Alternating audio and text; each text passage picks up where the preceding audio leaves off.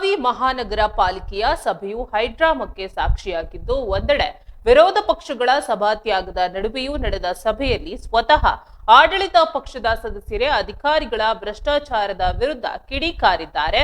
ಮುಖ್ಯವಾಗಿ ಈ ಸ್ವತ್ತು ಮಾಡಿಕೊಡಲು ಅಧಿಕಾರಿಗಳು ಲಕ್ಷಾಂತರ ರೂಪಾಯಿ ಲಂಚ ಕೇಳ್ತಿದ್ದಾರೆ ಎಂಬ ಗಂಭೀರ ಆರೋಪ ಸಭೆಯಲ್ಲಿ ಕೇಳಿಬಂದಿದೆ. ಪಾಲಿಕೆ ಸದಸ್ಯೆ ವಾಣಿ ಜೋಶಿ ಅವರು ಸಭೆಯಲ್ಲಿ ಅಧಿಕಾರಿಗಳ ಕಳ್ಳಾಟವನ್ನ ಎಳೆಯಾಗಿ ಬಿಚ್ಚಿಟ್ಟಿದ್ದಾರೆ.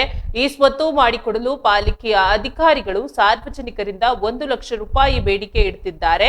ಇಂತಹ ಭ್ರಷ್ಟ ಅಧಿಕಾರಿಗಳ ವಿರುದ್ಧ ಕಠಿಣ ಕ್ರಮ ಕೈಗೊಳ್ಳಬೇಕು ಎಂದು ಅವರು ಸಭೆಯಲ್ಲಿ ಪಟ್ಟು ಹಿಡಿದಿದ್ರು. ಸದಸ್ಯ ಈ ಗಂಭೀರ ಆರೋಪದಿಂದ ಸಭೆಯಲ್ಲಿದ್ದ ಉಳಿದ ಸದಸ್ಯರು ಕೂಡ ಆಶ್ಚರ್ಯಚಕಿತರಾದ್ರು. ಸದಸ್ಯೆ ವಾಣಿ ಜೋಶಿ ಅವರು ಭ್ರಷ್ಟಾಚಾರದ ಬಗ್ಗೆ ಇಷ್ಟೊಂದು ಪುರಾವೆಗಳೊಂದಿಗೆ ಮಾಹಿತಿ ನೀಡುತ್ತಿದ್ರು.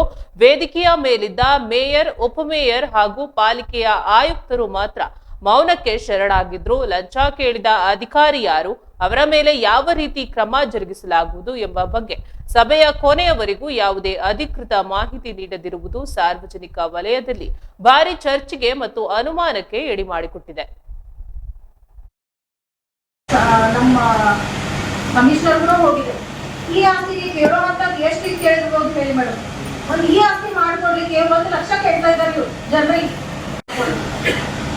ಈಗ ಆಲ್ರೆಡಿ ಮತ್ತೊಂದು ಪ್ರಕರಣವನ್ನು ಆಗಿತ್ತು. ಏನಂತಂದ್ರೆ ಈ ಆಸ್ತಿ ಅದು ನಾನು ಕೂಡ ಕಂಪ್ಲೇಂಟ್ ನಮ್ಮ ಸರ್ಗೂ ಕೊಟ್ಟಿದ್ದೆ, ಮತ್ತೆ ನಮ್ಮ ಕಮಿಷನರ್ಗೂ ಹೋಗಿದೆ. ಈ ಆಸ್ತಿಗೆ ಕೇಳುವಂತ ಎಷ್ಟು ಕೇಳಿರ್ಬೋದು ಹೇಳಿ ಮೇಡಮ್. ಒಂದು ಈ ಆಸ್ತಿ ಮಾಡ್ಕೊಡ್ಲಿಕ್ಕೆ 1 ಲಕ್ಷ ಕೇಳ್ತಾ ಇದ್ದಾರೆ ಜನರಿಗೆ. ಕೇಳ್ಬೋದಾ ಸರ್ ಇಷ್ಟ? 1 ಲಕ್ಷ ಒಂದು ಈ ಆಸ್ತಿ ಮತ್ತೆ ಇದನ್ನ ಇವ್ರು ಏನ್ ಮಾಡ್ತಾರೆ ಅಂದ್ರೆ ಚೌಕಶಿ ಮಾಡೋದು. ಇಷ್ಟಾದ್ರೂ ಕೊಡ್ತೀವಿ, ಅಷ್ಟಾದ್ರೂ ಕೊಡ್ತೀವಿ. ಅಟ್ ಲಾಸ್ಟ್ ಎಷ್ಟು ಬಂದ್ ನಿಂತಿದೆ? 40 ಕೊಟ್ಟರು ಮಾಡ್ತೀನಿ, ಇಲ್ಲಾಂದ್ರೆ ಮಾಡೋದಿಲ್ಲ ಅಂತ ಹೇಳಿ ರಿಜೆಕ್ಟ್ ಮಾಡಿದ್ರು.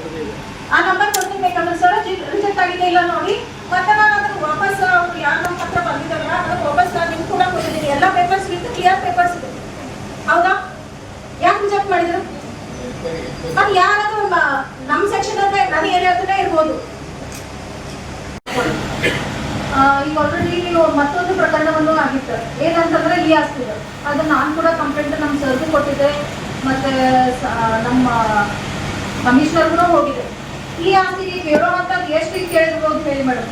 ಒಂದು ಈ ಆಸ್ತಿ ಮಾಡ್ಕೊಡ್ಲಿಕ್ಕೆ 1 ಲಕ್ಷ ಕೇಳ್ತಾ ಇದ್ದಾರೆ ಜನರಿಗೆ.